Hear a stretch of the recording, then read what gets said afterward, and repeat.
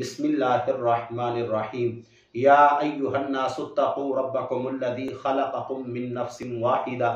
وخلق منها زوجها وبث منهما رجالا كثيرا ونساء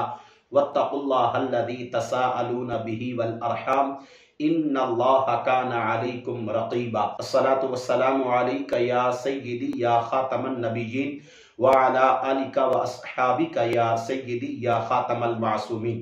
ناظرین سامعین السلام علیکم ورحمۃ اللہ تعالی وبرکاتہ۔ معاشرے کے اندر جو عریانی فحاشی اور جو زنا کا بازار گرم ہے، جہاں پر اس کی سینکڑوں دوسری وجوہات ہیں، ان وجوہات میں سے ایک سب سے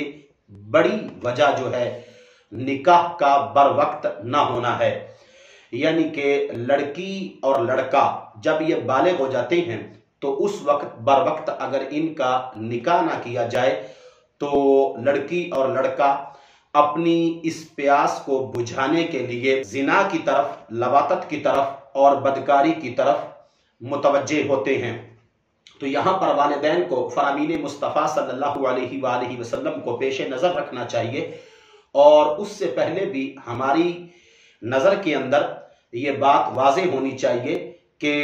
نکاح جو ہے یہ کتنا عظیم اور کتنا مقدس ایک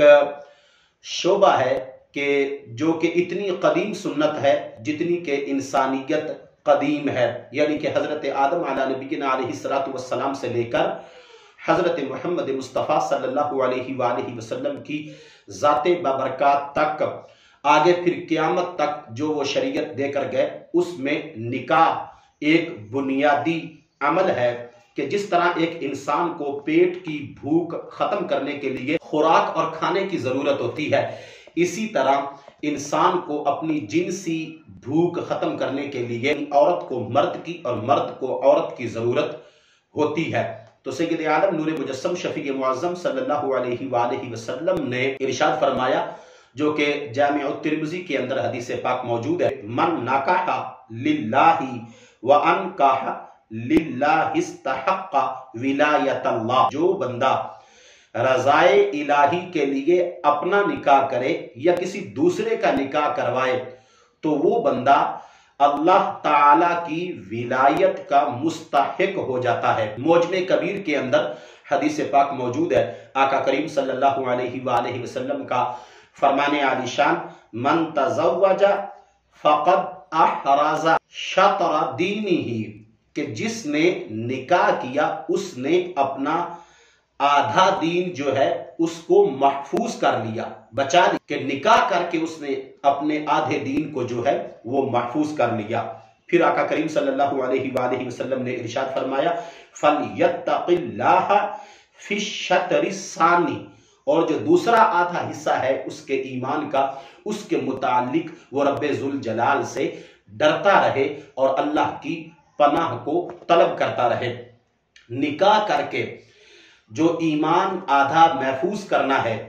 تو وہ واضح ہے، کیونکہ انسان کو دو چیزیں گناہوں پہ لگاتی ہیں، دو ٹانگوں کے درمیان جو شرم گاہ ہے یہ گناہوں پہ اکساتی ہے، شہوت کی صورت میں، زنا کی صورت میں، لواطت کی صورت میں، اور دوسرے نمبر پہ پیٹ ہے کہ جو پیٹ کی بھوک ہے اس کو مٹانے کے لیے انسان سودی کاروبار اور زیادہ کا لالچ اور زیادہ کی جو ہے وہ خواہش اور اپنی پیٹ کی آرزویں اور تمنائیں پوری کرنے کے لیے جو غیر شرعی حق کنڈے ہیں ان کو استعمال کرتا ہے۔ تو لہٰذا جس وقت بندہ نکاح کر لیتا ہے تو بندے کی وہ جنسی ضرورت جو ہے وہ بیوی کے ذریعے پوری ہوتی رہتی ہے، اور انسان بہت ہی بڑے وبال سے اور ہزاروں گناہوں سے نکاح کی وجہ سے محفوظ ہو جاتا ہے۔ صحیح مسلم شریف کے اندر کہ کل عمل ابن آدم ینقطع الا ثلاث، کہ ابن آدم جس وقت دنیا سے جاتا ہے تو اس کے ہر قسم کے عمل کا جو سلسلہ ہے وہ منقطع ہو جاتا ہے، ختم ہو جاتا ہے، سوائے تین کے، اور وہ جو تین ہیں ان تین میں سے ایک جو ہے اس کا ذکر آج کا موضوع ہے۔ آقا کریم صلی اللہ علیہ وآلہ وسلم نے ارشاد فرمایا، ولد صالح یدعو لہ، کہ نیک बेटा यानी कि नेक औलाद अगर कोई छोड़ के जाएगा तो जितनी देर तक वालिद के बाद वो नेक औलाद नेकी पर गामजन रहेगी, तो जिस तरह उस औलाद को नेकी करने का सवाब मिलता रहेगा, ऐसे ही उनके वालिदैन को कब्र में वो सदका जारिया के तौर पे सवाब जो है वो मिलता रहेगा। तो देखें कि निकाह के कितने फायदे हैं और बर वक्त निकाह जो है वो कितने गुनाहों को छोड़ने का सबब है, अपनी जवानी को, अपने ईमान को, शरीयत मुतहरा को महफूज करने का एक जरिया है। लेकिन अफसोस कि आज जब लड़की और लड़का बुढ़ापे को अपना कदम रख चुके होते हैं तो उस वक्त जो है सिर्फ पैसे की बुनियाद पे, सिर्फ कि जोड़ नहीं है और तालीमी मेरिट और अपना स्टेटस, इसी बुनियाद पे जो है वो लेट की जाती है और आगे जो है नतीजा वो इतना भयानक निकलता है कि वही बेटी और वही बेटा कि जिसको हुसूले सवाब और बाद में सदका जारिया बनना था, वही वालिदैन के लिए जो है वो वबाल बन जाते हैं।